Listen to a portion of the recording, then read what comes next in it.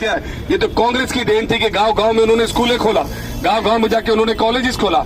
आज भी देखिए, इस राज्य की बात कर रहा हूं, इस राज्य में 80,000 जो है वो शिक्षक ही नहीं है। गांव गांव की सारी स्कूलें बंद पड़ी है।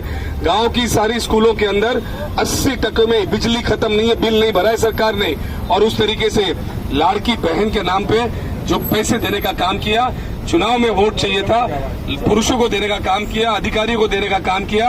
आज 40,000 से ज्यादा जो है वो पुरुष और अधिकारी ने ये पैसा लूटने का काम किया, उनसे वोट लिया। अब उनके ऊपर जो है कार्रवाई करने की बात ये सरकार कर रही है। चुनाव जीतने के लिए जो कुछ करना था इन्होंने कर लिया।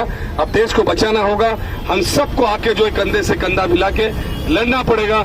और जो प्रशासन के लोग हैं उनको ये बताता हूं कि पब्लिक मरेगी तो तुम भी मरोगे, याद रखना। ये लोग जिस तरीके से गलत काम कर रहे हैं, इसको सुरक्षा मत दो। इनके लिए लड़ने का काम अब सबको खड़ा होना पड़ेगा और देश के लिए जो है बचाने के लिए जो कुछ आप कर सकते हो करने का काम करिए। दोस्तों याद रखिए, ना डरा है, ना मिटा है, ना कुछ है।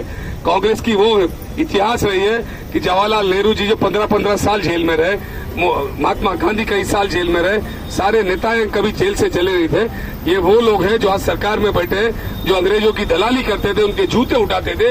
ये आज जो है हमको देशभक्त का पाठ सिखाने के लिए निकले। ये सारी बातें लोगों तक पहुंचानी पड़ेगी। मैं चाहता हूं कि इस बात को हम खाली घर घर तक नहीं पहुंचाएंगे, अपने मोबाइल के जरिए, अपने इंस्टा के जरिए। आज नौजवान जो है रोड पे आ गया है, भीख मांगने की नौबत पे आ गया।